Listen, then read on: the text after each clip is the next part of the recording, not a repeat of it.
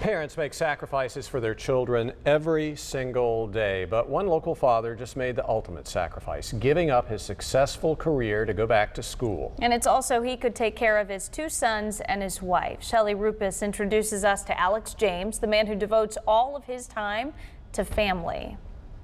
For Alex and Liz, romance blossomed at IBM. And there she was behind the receptionist desk. I just had some new confidence built up from sales training, and after a couple of days of chatting with her, I asked her out on Halloween 1981. The two went on to marry and have twin boys, Will and Matt.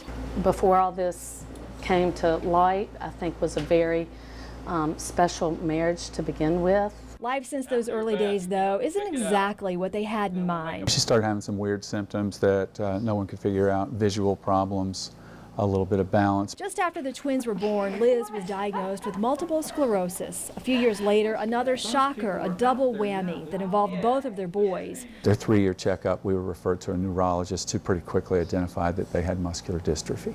But this isn't a story about disease and what it's done to a family. Rather, about a family with enormous challenges who has created a life with so much love, joy, and fun in spite of them.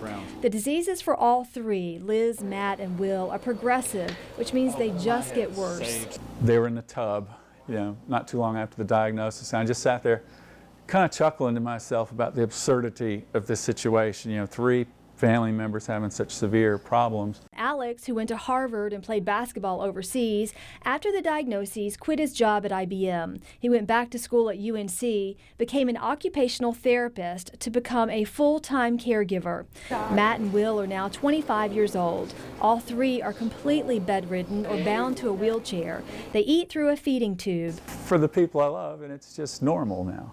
It's not really a big deal. They're known as the James Gang. They have swarms of friends who help. There's a schedule for people that bring meals. I'm the only one that actually eats by mouth now. There's the Joy Friends, the Kick Butt Friends, and the Blonderage, because the boys love pro wrestling and they love pretty ladies. It's just a greatest feeling when all those people care about you, lifting you up. Liz has now lost almost all of her speech. I'm stuck. You gonna spell it? Her near constant smile, though, is infectious. While we were there, she laughed and spelled out, "I love you and thank you," more than a few times. We had an expectation of what our life might be like, but it's not. And so we're just living this life, and there's plenty of room for joy.